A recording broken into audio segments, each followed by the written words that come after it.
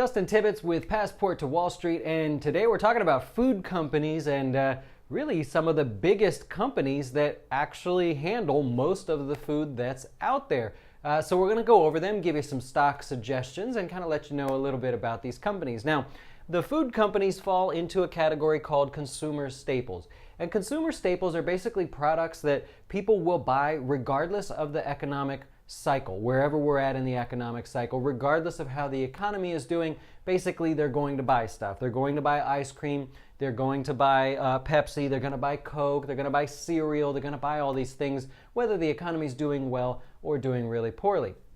So it's known as a defensive way to invest because no matter how the economy is doing, you're essentially playing defense with companies that should continue to hang in there at the very least, not fall and collapse like big tech names might do if the economy gets a little bit weak. Now, something you should know that over the last 10 years, the consumer staples sector has actually outperformed the S&P 500.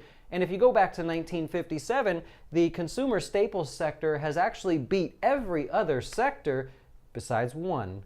We'll let you guess which one that one is, but the point is, it is the second best performing sector going all the way back to 1957. So actually, most people look at this and think, what a boring way to invest, but the performance shows that it may be something you want to consider. So let's go over a few names that really have a big portfolio of food brands and just have a little fun telling you about them. We've got General Mills. The symbol is GIS. You maybe know them from cereal. That's how I know them, from the makers of Cheerios and Chex Mix and things like that. But really, General Mills also owns brands like Yoplait, Hamburger Helper, getting into the sort of evening food category, and Haagen-Dazs. So you can see the diversity. They got a little breakfast, a little bit of lunch, or a little bit of dinner, and a little bit of dessert also. They also own Betty Crocker, which is that sort of butter brand.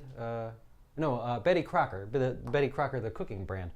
So they've got a wide variety of products in there. They pay a 4.43% dividend, and it moves a little slower than the market. So you know that it's going to outperform or has outperformed. You're getting a nice little dividend. That factors in there, of course. Next up is Kellogg's. We've probably all heard of Kellogg's, mainly known for their cereals. But Kellogg's also owns Eggo waffles, Pringles, and Cheez-Its. So popular snack brands there. They pay 3% dividends yearly. They make $1.7 billion a year.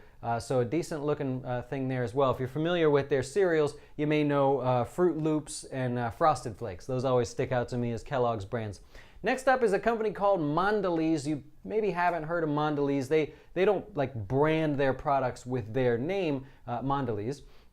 But they are a monster, Mondelez is. They do $26 billion in sales. They make $3 billion off of that, and because of that, they pay a 2.39% dividend.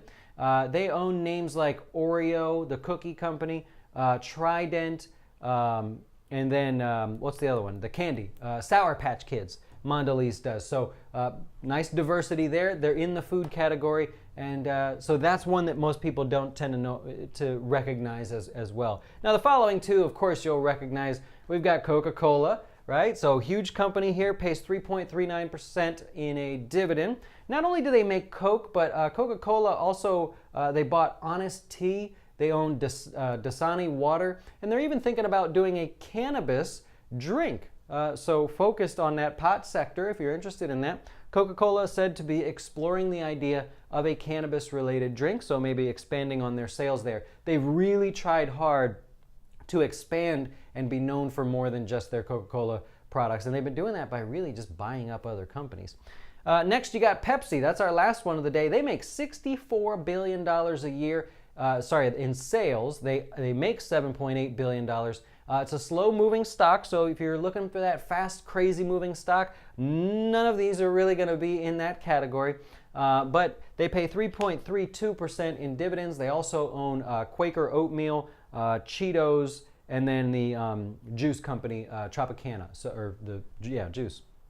So there you have it. There's a few names in the consumer staples sector that actually have a good track record of performance. They pay a decent dividend, and they own more brands than you think. And I didn't even name all of the brands that these companies own, but you'd be surprised to know that General Mills, along with a few others, they actually own pet food brands too. Some of the biggest pet food brands that you know of are owned by human food companies. So you're getting that exposure as well. Well, I hope this helps you. I hope you make a profit, and we'll talk to you soon.